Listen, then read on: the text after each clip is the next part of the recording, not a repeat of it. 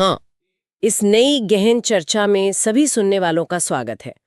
आज हम जिस विषय पर बात करने जा रहे हैं वो सतह पर देखने में मतलब एक साधारण प्रेम प्रसंग या वियोग की कविता लग सकता है, बिल्कुल। लेकिन असल में वो उससे कहीं अधिक गहरा है। आज हम हिंदी साहित्य के उस दौर में उतरने वाले हैं जिसने पूरे भक्ति काल की दिशा ही तय कर दी थी। सही कहा आपने, और ये कोई छोटी बात नहीं है। हाँ, तो हम बात कर रहे हैं भ्रमर गीत सार की। ये केवल गोपियों और उद्धव के बीच की बातचीत नहीं है, बल्कि निर्गुण और सगुण विचारधाराओं का, यानी ज्ञान और तर्क बना प्रेम और भावना का एक ऐसा वाकयुद्ध है जिसने सदियों से विद्वानों को सोचने पर मजबूर किया है। एक तरह का मास्टर क्लास है ये। एकदम सही शब्द है, मास्टर क्लास। आज की हमारी इस चर्चा के स्रोत काफी दिलचस्प है। हम आचार्य रामचंद्र शुक्ल द्वारा संपादित भ्रमर गीत सार की मूल भूमिका के पन्नों को खंगालेंगे, 1926 के ऐतिहासिक संस्करण के दस्तावेजों पर गौर करेंगे और साथ ही इस विषय पर दिए गए एक बहुत ही विस्तृत साहित्यिक व्याख्यान के नोट्स का भी विश्लेषण करेंगे। जी। हमारा मिशन ये समझना है कि कैसे गांव की उन गोपियों ने अपनी कूटनीति और व्यवहारिक तर्कों से एक बहुत बड़े ज्ञानी के अहंकार को पूरी तरह ध्वस्त कर दिया। आइए इसे थोड़ा विस्तार से समझते हैं। बिल्कुल, इसकी शुरुआत हमें ऐतिहासिक पृष्ठभूमि से करनी चाहिए। हाँ, सबसे पहले इस पूरी रचना की रचयिता के इर्द गिर्द जो रहस्य हैं उन पर बात करते हैं। मैंने नोट्स में एक जगह पढ़ा है कि सूरदास जी को पुष्टि मार्ग का जहाज कहा जाता था। अब जो लोग साहित्य के बहुत गहरे जानकार नहीं हैं, उनके लिए ये शब्द थोड़ा भारी हो सकता है। ये पुष्टि मार्ग आखिर क्या है और सूरदास का इससे क्या संबंध था? देखिए, ये एक बहुत ही प्रासंगिक सवाल है। जब हम पुष्टि मार्ग की बात करते हैं तो इसका शाब्दिक अर्थ है ईश्वर के अनुग्रह या कृपा का मार्ग। अच्छा। इसकी स्थापना वल्लभाचार्य जी ने की थी।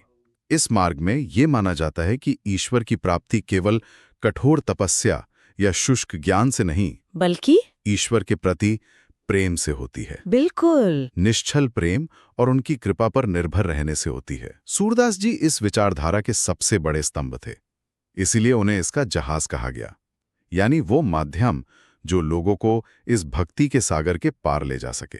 बहुत सुंदर बात है ये। और उनके जीवन का सबसे बड़ा विरोधाभास ही उनकी सबसे बड़ी ताकत है। ऐतिहासिक स्रोतों में ये उल्लेख मिलता है कि वे जन्मांध थे, या कुछ मान्यताओं के अनुसार चेचक के कारण उनकी दृष्टि चली गई थी। जी, ये मैंने भी सुना है। लेकिन जब आप उनकी रचनाएं पढ़ते हैं तो प्रकृति के रंगों, वात्सल्य रस की छोटी छोटी चेष्टाओं और प्रेम की सूक्ष्म भाव भंगिमाओं का ऐसा सजीव वर्णन मिलता है जो शायद आंखों वाले भी ना कर सकें। मतलब बाहरी आंखों की कमी को उनकी आंतरिक दृष्टि ने पूरी तरह से पाट दिया था। एकदम सही।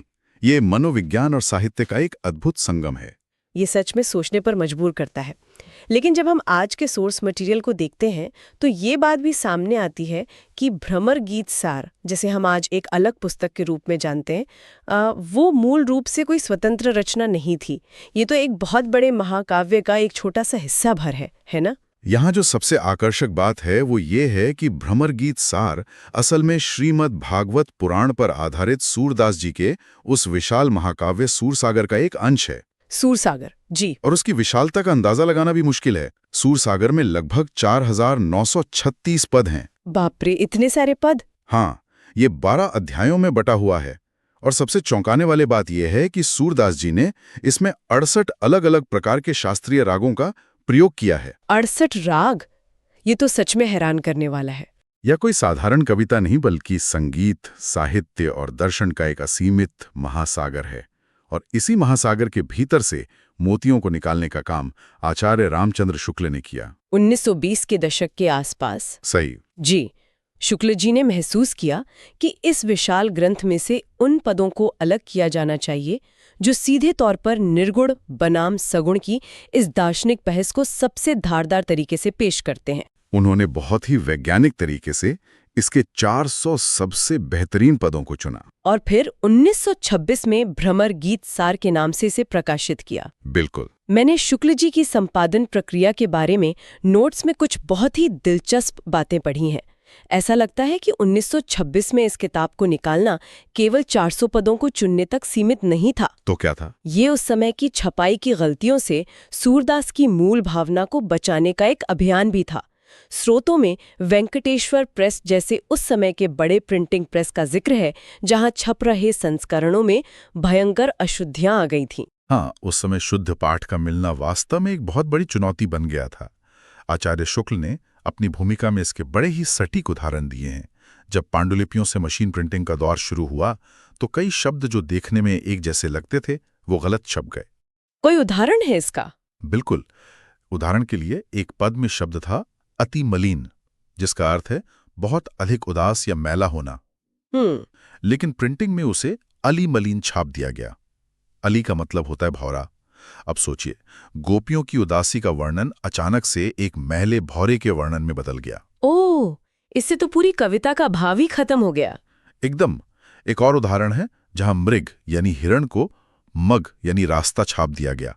अब जहां योगियों के मृगछाला या हिरण की खाल पहनने की बात हो रही थी, वहां वो शब्द अर्थहीन होकर रास्ता बन गया। मतलब शुक्ल जी का काम केवल एक संपादक का नहीं था, बल्कि एक रेस्टोरेटर का था। बिल्कुल।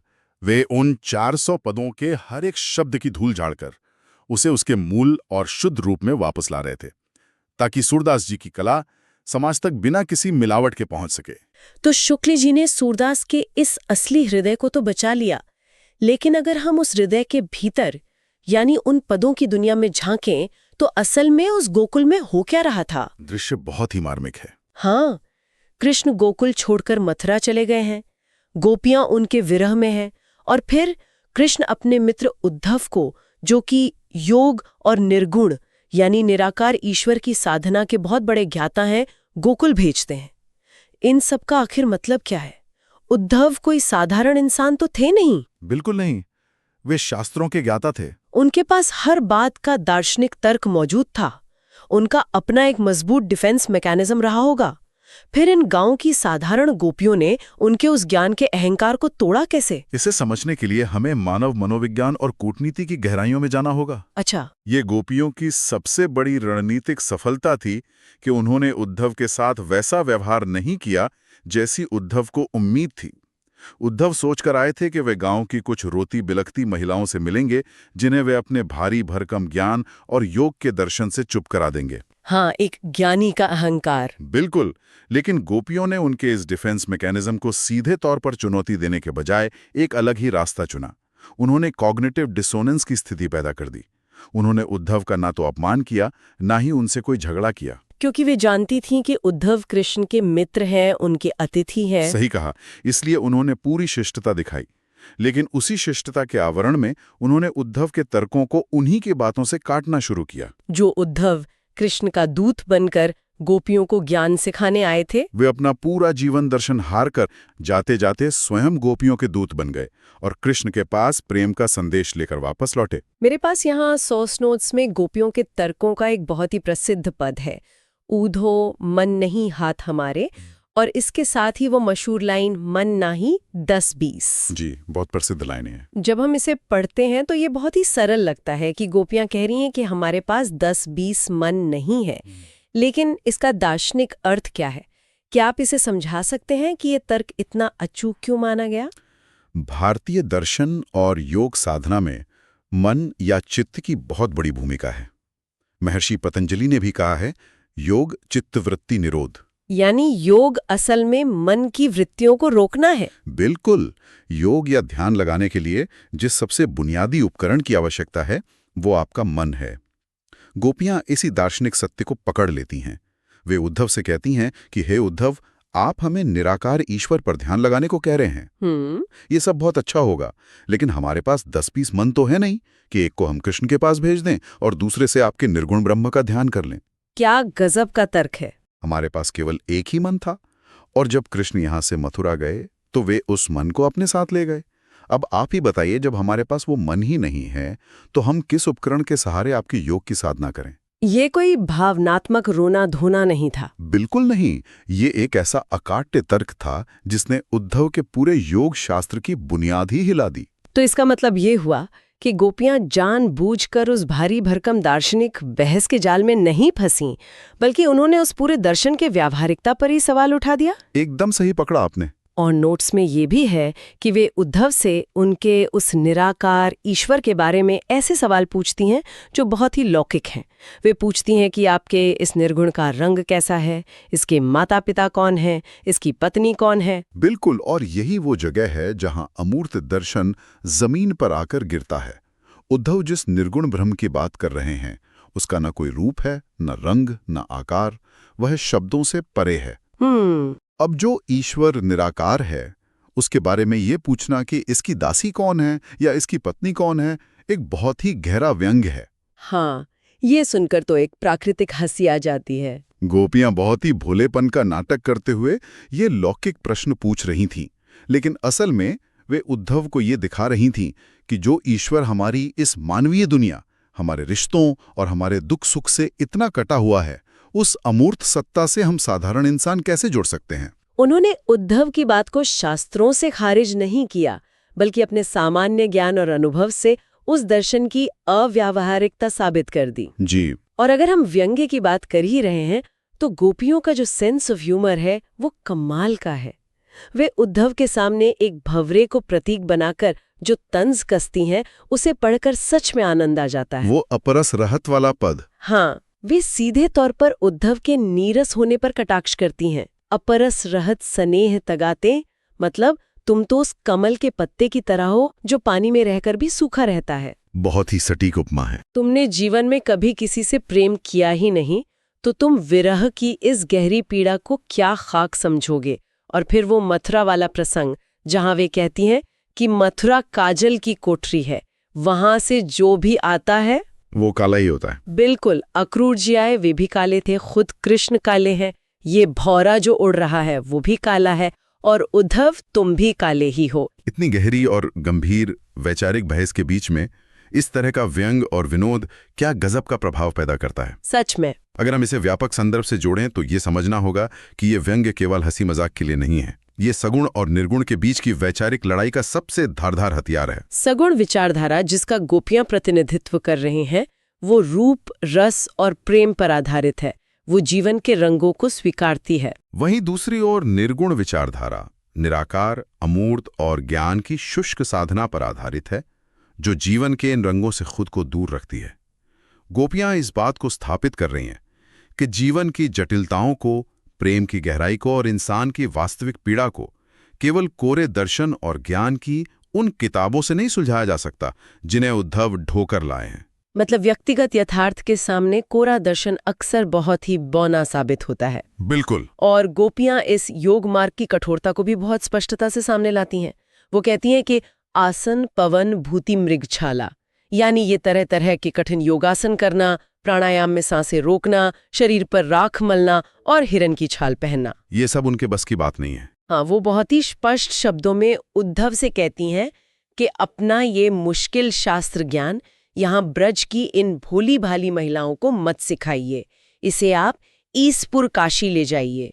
भगवान शिव की नगरी काशी, जहाँ बड़े बड़े ज्ञानी और योगी रहते हैं, उनका ये कहना एक तरह से ये स्थापित करता है कि भक्ति और प्रेम का मार्ग सभी के लिए सुलभ है, जबकि ज्ञान का मार्ग एक विशिष्ट और कुलीन वर्ग तक ही सीमित है। इसी बिंदु पर आचार्य रामचंद्र शुक्ल जी ने एक बहुत ही महत्वपूर्ण विश्लेषण किया है, जिसका उल्लेख हमारे स्रोतों में है। वो क्या है? शुक्ल जी मानते थे कि भ्रमर गीत की रचना के पीछे सूरदास जी का मुख्य उद्देश्य उस समय तेजी से बढ़ रहे निर्गुण मत का खंडन करना था, ताकि समाज में सगुण मार्ग और वर्णाश्रम धर्म की प्रतिष्ठा वापस लाई जा सके। एक मिनट, मुझे यहाँ थोड़ा रुकना होगा। वर्णाश्रम धर्म का यहाँ क्या संदर्भ है? जो स्रोत हमारे पास हैं, क्या उनके अनुसार सूरदास जी किसी विशेष सामाजिक व्यवस्था या जाति व्यवस्था की वकालत कर रहे थे, या इसका कुछ और दार्शनिक अर्थ है? ये एक बहुत ही जरूरी सवाल है और इसे ऐतिहासिक चश्मे से ही देखा जाना चाहिए। 16वीं शताब्दी में जब निर्गुण संत परंपरा का उदय हो रहा था, तो वो अक्सर समाज की सभी पारंपरिक मान्यताओं, अनुष्ठानों और स्थापित संरचनाओं को सीधे तौर पर खारिज कर रहे थे। उनका मार्ग एक तरह से पूरी तरह व्यक्तिगत था। हाँ, और कभी-कभी समाज की मुख्य धारा से कटा हुआ था। शुक्ल जी के विश्लेषण के अनुसार सूरदास का प्रयास समाज को उस अराजक स्थिति से बचाना था। वर्णाश्रम धर्म का यहाँ संदर्भ केवल जन्म आधारित जाति व्यवस्था से नहीं है, बल्कि एक संरचित सामाजिक व्यवस्था से है। एक स्ट्रक्चर्ड सोशल ऑर्डर से। बिल्कुल। सूरदास जी सगुण भक्ति के माध्यम से लोगों को उनके सांस्कृतिक मूल्यों, पारिवारिक संबंधों और सामाजिक दायित्वों से वापस जोड़ना चाहते थे। वे ये स्थापित करना चाहते थे कि ईश्वर को पाने के लिए आपको समाज छोड़कर राख लपेटकर जंगलों में जाने की आवश्यकता नहीं है, बल्कि आप अपने साधारण जीवन, अपने प्रेम और अपने कर्मों के बीच रहकर भी उस सगुण ईश्वर से जुड़ सकते हैं। दिलचस्प बात यह है कि सूरदास जी ने जो वैचारिक आधार तैयार किया, उसी परंपरा को बाद में गोस्वामी तुलसीदास जी ने अपने महाकाव्य रामचरितमानस में और अधिक विस्तार से आगे बढ़ाया। यहाँ बात सच में बहुत दिलचस्प हो जाती है, क्योंकि जब हम 16वीं शताब्दी की इस पूरी बहस को आज के हमारे आधुनिक परिप्रेक्ष्य में देखते हैं तो ये बहुत ही प्रासंगिक लगती है। जी। जो लोग आज के समय में ज्ञान की तलाश कर रहे हैं, जो जीवन की जटिलताओं से जूझ रहे हैं, उनके लिए इस भ्रमर गीत सार में क्या व्यावहारिक सबक छिपा है? इसका सबसे बड़ा व्यावहारिक सबक हमारी इमोशनल इंटेलिजेंस से जुड़ा है। यह हमें सिखाता है कि जब कोई इंसान पीड़ा में हो, दुख में हो, तो आप उसे लॉजिक या तर्क की पीपीटी दिखाकर शांत नहीं कर सकते। सही बात है। मान लीजिए कोई व्यक्ति किसी गहरे सदमे से गुजर रहा है और आप उसे जीवन की नश्वरता का दार्शनिक ज्ञान देने लगे, तो क्या उसका दुख कम होगा? बिल्कुल नहीं। उसे तो बस किसी के साथ की जरूरत होती है। बिल्कुल। विरह और दुख का इलाज समानुभूति और प्रेम है, शुष्क ज्ञान नहीं।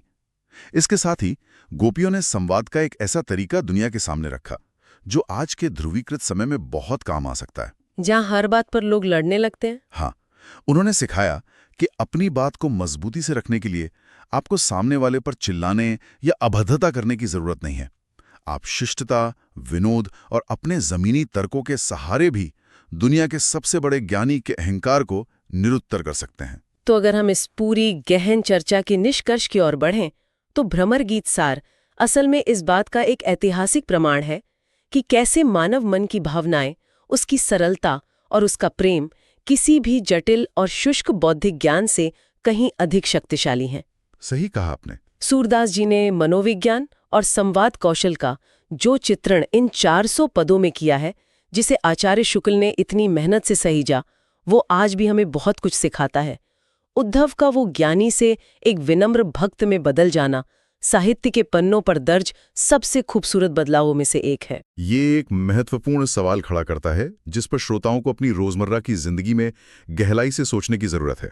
और वो सवाल यही है कि आज के इस अत्यधिक आधुनिक और तकनीकी युग में, जहां हम अपनी हर समस्या का समाधान डेटा, लॉजिक, एआई और निर्गुण जैसी कोरी तार्किकता में खोजने लगे हैं, क्या हम मानवीय संबंधों और भावनाओं की सगुण शक्ति को भूलते जा रहे हैं? ये सोचने वाली बात है। क्या आज का हमारा समाज कहीं ना कहीं आधुनिक दौर का उद्धव तो नहीं बन गया है, जो हर चीज का हल सिर्फ दिमागी ज्ञान में ढूंढ रहा है, जबकि असल में वो हल हमारे हृदयों की समानुभूति में छिपा है?